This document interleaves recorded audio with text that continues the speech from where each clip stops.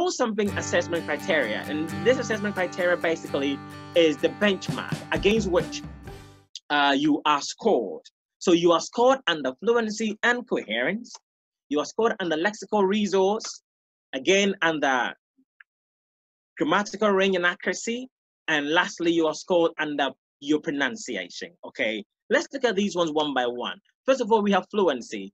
What's fluency? Fluency basically talks about your speed of speech. Here, we want you to speak uninterruptedly, or you speak without hesitation, okay? So we want to check how you are able to communicate in a very fluid way that is devoid of unnecessary hesitations, okay? So in order to be fluent, you have to speak continuously, or let's say consistently. Again, you have to be spontaneous in your responses. What this one means is that as soon as the examiner has finished asking you the question, you are expected to start talking. You don't be mute and not saying anything, even for a split second. If you do that, you'll be seen as hesitating, and that will make you appear disfluent, and it can affect your band score.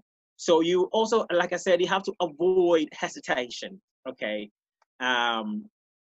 Maybe you are thinking, you are trying to look for ideas.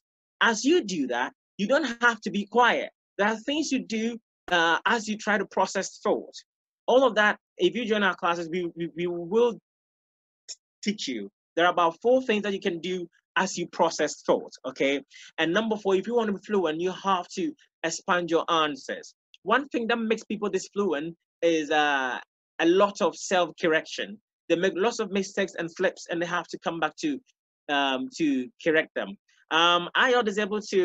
Your examiners are trained to be able to dichotomize slips, or if you like, differentiate slips from regular mistakes, real mistakes, okay? So you have to be able to try as much as possible to avoid real errors that will warrant you coming to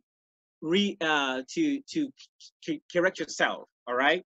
And you try to expand your answers to, and that will be for it under fluent. Okay, so number 5 under fluency, you have to speak effortlessly. You don't have to be seen struggling, although it is much of audio than visual.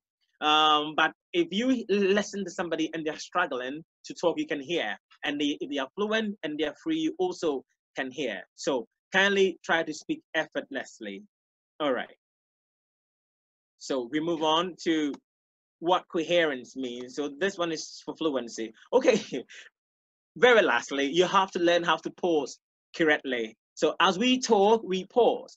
Pauses are not everywhere you speak, but they are at appropriate places. Try to use pauses or use pausing, the act of pausing appropriately at their respective or their needed places. So let's look at coherence. Coherence basically means is your ability to make your speech easily understood. So what can you do that can make me easily understand you and not ask questions or not be at sea as you talk? First of all, if you want to be easily understood, you have to answer questions directly. Okay, there is directly, but I omitted that one. So answer questions directly. If it's a yes or no kind of answer, let the examiner know whether it's a yes or a no. Then beyond that, you can go ahead to explain.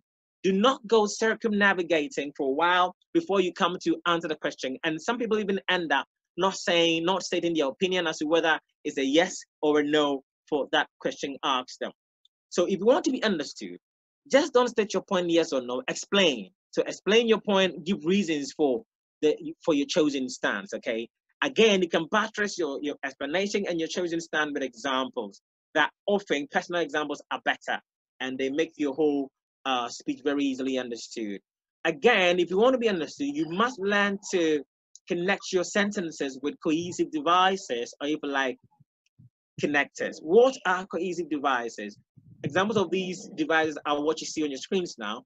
First, therefore, so, however, and the like, okay? So don't make sentences which are not interrelated. You must make sure that they are interrelated. When you say therefore, you are trying to express cause and effect. So that means that you've said something before, and because of that thing, by dint of that thing, another thing that you're about to say is the case. So therefore, we'll make it easy for your listener to understand what you're saying. So, and, however, all these things have a special relationship they portray, or they are used to express certain ideas in your speech, and they help you get easily understood. So basically, under assessment criteria 1, we have fluency and coherence. Let me give you a clear example of fluency and coherence. Let's say that your examiner has asked you, do you like sports? Okay. Or do you do any sports? Okay. Do you do any sports? What's supposed to be your answer? Of course, it's either a yes or a no.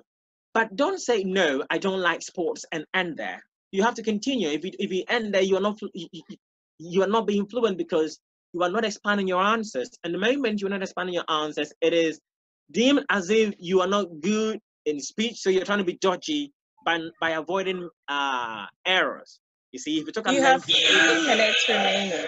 okay, so no, I don't like sports. You go ahead and say that I'm not very active. Sorry, I'm not a very active person, and I've never liked physical activity since my childhood. Okay, but you see, but is a creative device trying to give concession. Okay, but that means that despite what I've already said before, but I love to play intellectual games instead. For example, I find chess very interesting and comfortable to play. Okay, so by this is a good answer. It's not just yes or no.